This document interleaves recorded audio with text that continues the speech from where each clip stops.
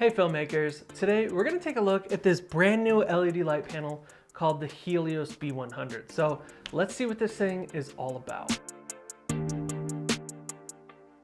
This light is from a company called DF Digital Foto, and I've actually reviewed a couple of their different lights in the past. And on the background right now, I'm lighting this scene with one of their RGB tube lights to give us that nice blue cast. So this is the newest addition in their lineup of LED lights. And this panel is basically a 2x1. So that means that it's about 2 feet across and 1 foot down. Now, a lot of LED panels that you're used to seeing are 1x1s, and then the next most common is 2x1. So this gives us a lot more output. Now, this is called the B100, and I'm assuming that that stands for 100 watts. So that's the total output of this light, which is pretty powerful. This light gets very bright, which of course is the first thing you want to know is just how bright does this light get. So right now I'm at 1%, and you can kind of see it shining on the back wall here. So I'm going to go ahead and just turn this up to first 50%. You can see how bright it is, and then go full blast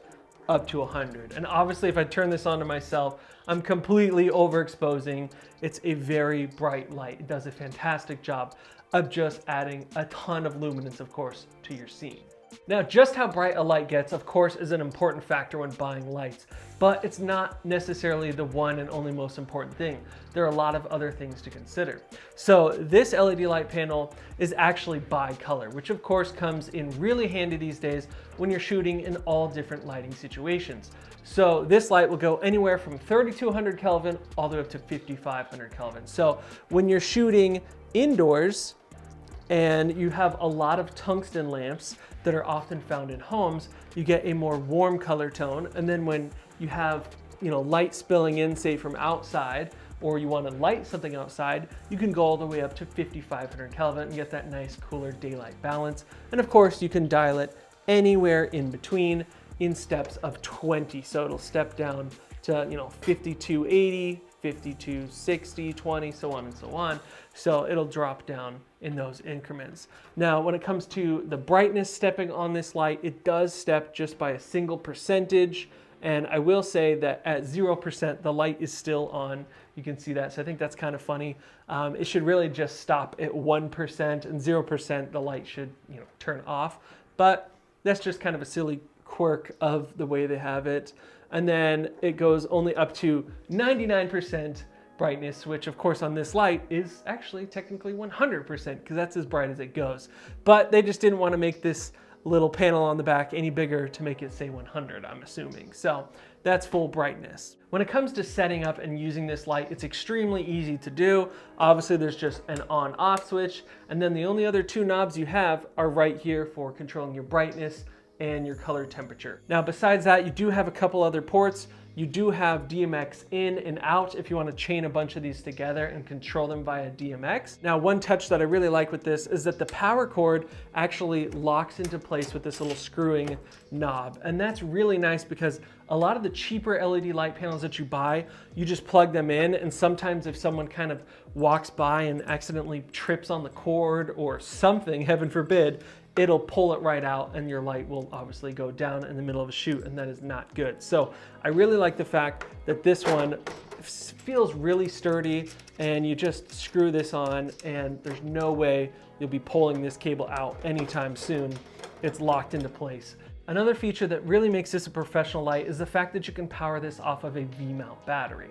Now, when you're looking at other more cheap LED light panels from some brands on Amazon like GVM and newer, a lot of times they don't have the ability to power it off of batteries. And if they do, a lot of times they're using the cheap little Sony NPF batteries that don't last very long. So of course you can grab any V-mount battery, slide it on the back, and get it powered on. So this is of course great where you don't have access to power. Say you're out in the middle of the woods, or you're like in some old house where there's no electricity, or whatever it may be, you can always have lights available to you and running off a battery. So I really love that. Something that I found to be really interesting about the B100 is the fact that it doesn't have any fans built into it. So all of the cooling is actually passive. So you can see these little honeycomb designs on either side that allows the air to pass through, and then there are little slits cut into either side of the light as well. And the cool thing about it is I've actually ran this light for many, many hours, kept it on in my studio,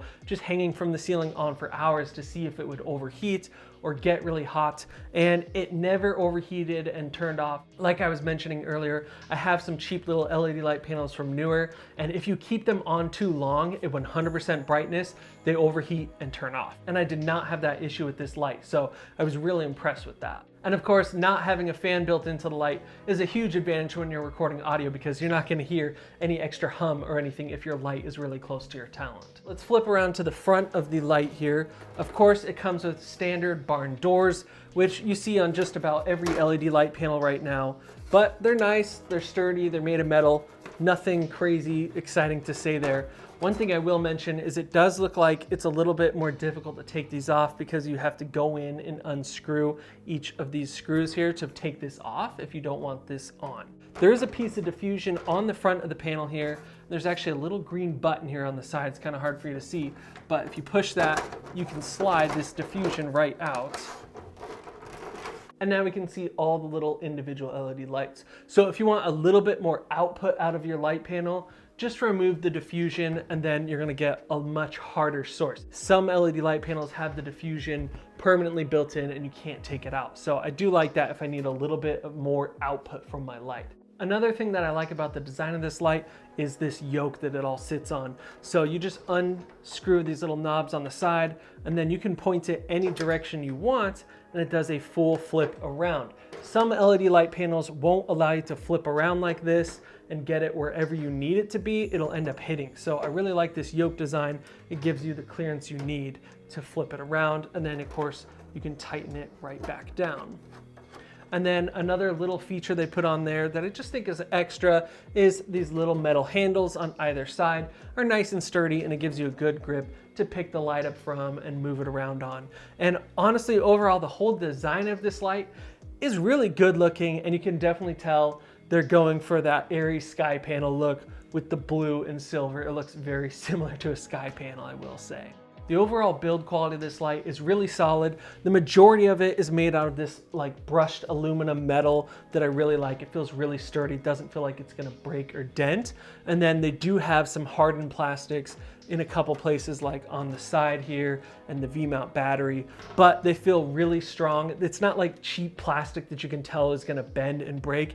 It's actually really thick and solid. So I'm super impressed with the construction and build quality of this, and I think it's going to last a long time and be able to take like a good beating on set. The CRI of this light is 95 plus. So it's pretty good. It's definitely not the best that it could be, but I haven't really noticed any strange shifts into magenta or green cast coming off of it. It's been pretty clean white for the most part.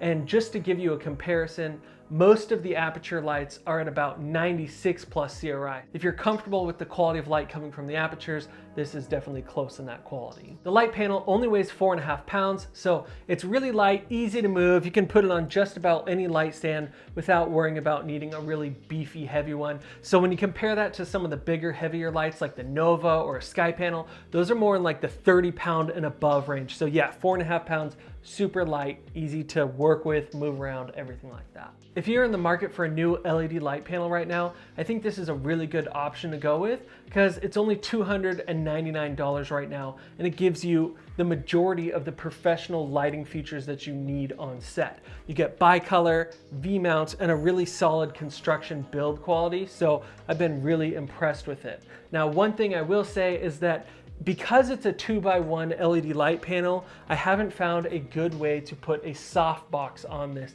All of my softboxes are basically built for 1x1 light panels, so I gotta find one that fits onto this, and currently they don't make a custom one that fits on here, so I'll have to find something to do a little bit more light control. But for now, what I've been doing is just pointing this light through diffusion like a 5-in-1 pop-up reflector to make it a little bit more soft. I would love to see them come out with a softbox feature in the future. If you are interested in picking up one of these lights, definitely check out the link in the description below. And I want to say a special thanks to the guys over at DF Digital Foto for sending this light out for review. They did not pay me to say any of this or see this video before posting. And guys, if you like this video, hit subscribe right now, because I have a ton more videos coming out on lighting, shooting, editing, gear reviews, everything like that, and you don't want to miss it. All right, I'll see you in the next video.